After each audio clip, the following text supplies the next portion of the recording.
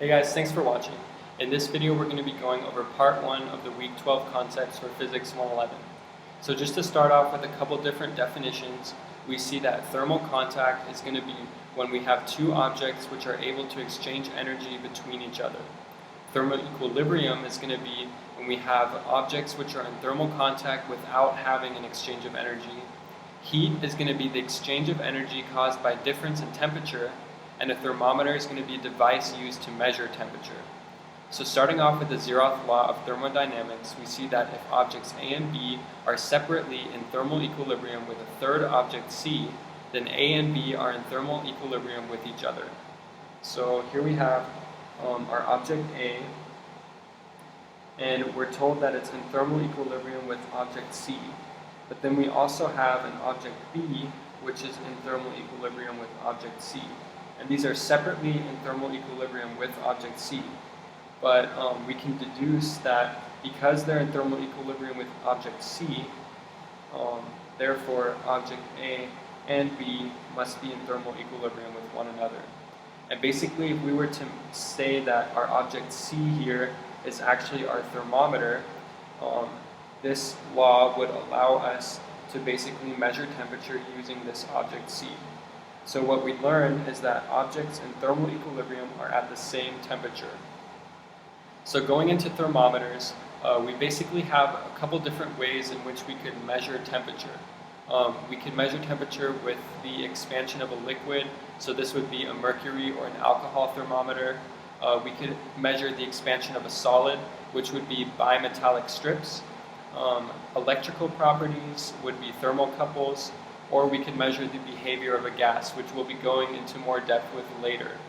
And basically what we learn here is that really any object sensitive to changes in temperature can be calibrated for use as a thermometer.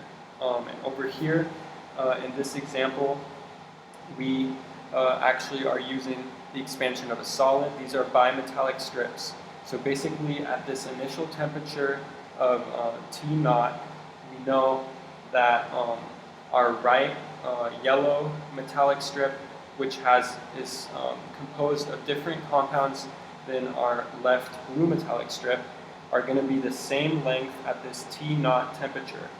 And we see in this example B that at a temperature, some temperature greater than T naught, we see that this structure is going to bend a certain direction, and basically that is because we have two different types of metals here in this structure, and basically this metal here on the right, the yellow one, is going to bend less than the metal on the left, the blue one. And basically that's what's going to cause this structure to bend, because the blue metal has a greater length at this new temperature than the yellow metal. And basically this is just showing us that, like we said before, any object that's sensitive to changes in temperature is going to be useful for determining temperature. Alright, next we'll be talking about temperature scales, and the two most common temperature scales which we're going to be seeing on a daily basis are the Celsius and Fahrenheit scale. Within Celsius, we see that the freezing point of water is going to be at 0 degrees Celsius, while the boiling point of water is at 100 degrees Celsius. For Fahrenheit, we see that the freezing point is going to be 32 degrees Fahrenheit, and the boiling point will be 212 degrees Fahrenheit. And we have our conversion equation here. And on the right in this diagram, we can see sort of our third most common temperature scale, which is going to be the Kelvin scale, which is this lower one, which is very often used within the scientific realm. And we can see some similarities between the different scales here. We see that our freezing point for Fahrenheit is going to be 32, for Celsius will be 0, and for Kelvin will be 273.15. We also see that a 5-degree change within Kelvin will be equal to a 5-degree change in Celsius and a 9-degree change in Fahrenheit, which is where we get this fraction of 9 over 5 over here. So next, with thermal expansion, we already talked about some of the uses of thermal expansion earlier with our bimetallic strips, which can be used to see changes within temperature. And basically, we see here that when we change temperature, there's going to be an accompanying change in length for certain solids. And this is our equation which we can use in order to determine that change in length. And we're going to want to be using temperatures in either Celsius or Kelvin. And our alpha is going to be the coefficient of linear expansion, which is going to be given to you. We also see that in order to find area expansion and volume expansion, the equations are going to be very similar. However, we're going to have to account for this 2 and 3. We know that if we denote length as L, our area is going to be L squared, and our volume is going to be L cubed. So this is where we get those values from. And basically, thermal expansion, we have some consequences with this. For instance, with buildings and roads or bridges, if we're building a bridge, we're not going to want that bridge to collapse every time the temperature increases. We need to sort of account for this thermal expansion which occurs as our environment changes and the temperature changes. Similarly, for string instruments, for instance, like a guitar or a piano, those are going to need to be tuned as over time thermal expansion is going to cause those strings to the length to change, and that'll change the tone of that string.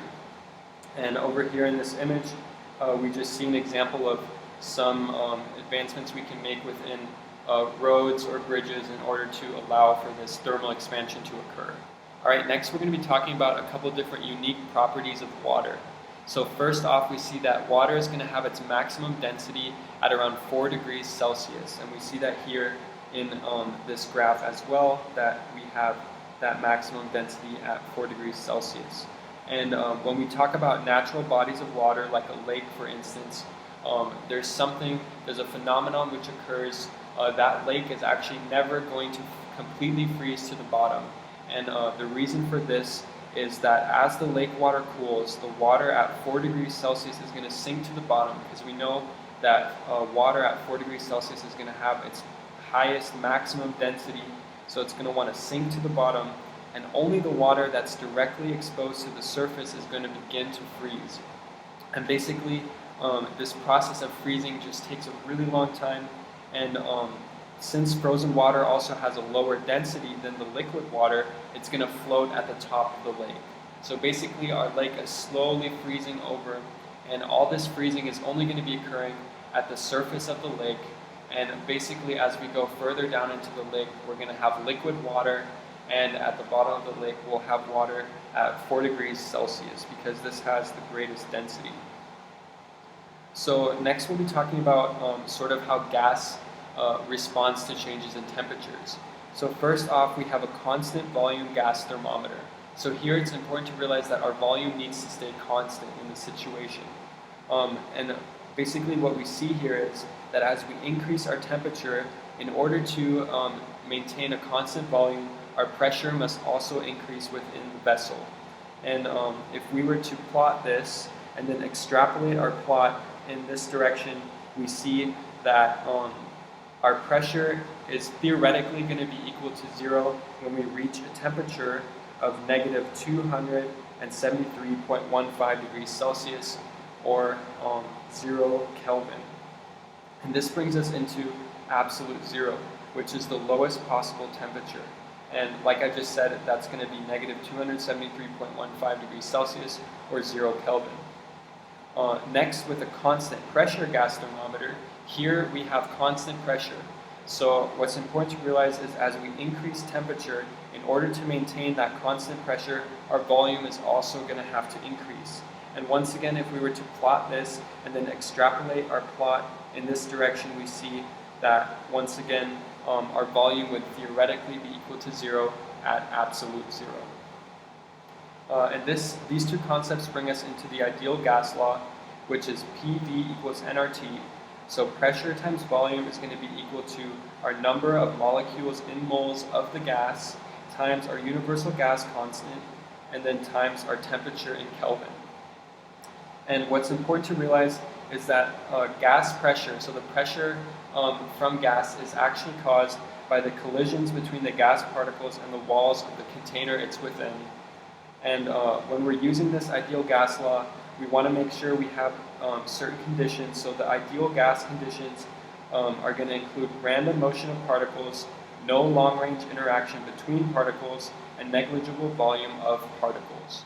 All right, next we'll be covering a couple different variables which are going to be helpful to know for both concepts and applications within this week 12 material. First off, we have internal energy, which is going to be denoted as a capital U, and this is the energy associated with the atoms and molecules of the system. So this is going to be both kinetic and potential energy. With heat, we use the capital Q, and this is going to be the transfer of thermal energy between a system and its environment due to a temperature difference. And this is really similar to work because with heat we have the transfer of thermal energy, and with work we have the transfer of mechanical energy. So it's just kind of nice to notice those similarities between work and heat. And then for heat we're going to have different units. First off, we're going to have the calorie, which can also be written as so, and that's going to be equal to 4.186 joules. And basically before we knew this was equal to 4.186 joules, we defined this as the amount of energy required to raise the temperature of 1 gram of water from 14.5 degrees Celsius to 5.5 degrees Celsius. So this is the old definition of a calorie, and nowadays we just define a calorie as being this 4.186 joules. And then it's also important to realize that 1 calorie with a big C is going to be equal to actually a kilocalorie, which is 1,000 calories. And lastly on here we have specific heat, which is going to be denoted as a lowercase c. And this is the amount of energy required to heat 1 gram of a substance by 1 degree Celsius. And we see our equation down here, and we see that Q is going to be the amount of energy transferred. So if we have a positive Q, this is going to indicate that our energy is flowing into the system, and a negative Q would indicate that the energy is flowing out of the system. And C is going to be our specific heat. And we have a table here on the right with the specific heat of certain common substances, and basically it's just important to realize that water is going to actually have the highest specific heat for the common substances we see every day, and basically this has an effect on the environment. For instance, coastal areas or areas near large bodies of water are going to have less variability in temperature throughout the year due to this high specific heat of the water. And basically, because the temperature of the water is difficult to change due to its high specific heat, the temperature in that coastal area or just areas around large bodies of water are also going to be less variable throughout the year. Alright, next we're going to be talking about phase changes, and basically during phase changes there's not going to be a change in temperature during the actual phase change, and we can see that in the graph on the right. Even though we still have this influx of energy, our temperature won't be changing because we'll be using this energy to change the internal structure of the substance. And we can see that in the equation below, and basically within this equation our L is going to stand for our latent heat, which is going to be in units of joules per kilogram. We can also see some of the different terms we use for our phase changes between gases and liquids and solids on the right in that image. For heat transfer, we have three main ways of transferring heat. First off, we have thermal conduction, which is going to require contact between the two objects which are transferring heat. Convection is going to be the movement of a substance, and radiation is going to require electromagnetic radiation. And this brings us into the greenhouse effect, which is caused by the visible and infrared radiation of the sun being absorbed by the atmosphere, and then once this radiation has been absorbed, it's going to be re-emitted as infrared with a longer wavelength due to being at a lower temperature within our atmosphere compared to the sun's atmosphere. And basically this longer wavelength is unable to escape our atmosphere again due to gases such as carbon dioxide within the atmosphere, and this causes it to be reflected back down toward Earth basically causing this increase in temperature over time. Alright, that's all for this video, guys. Thanks for watching, and make sure to watch part 2.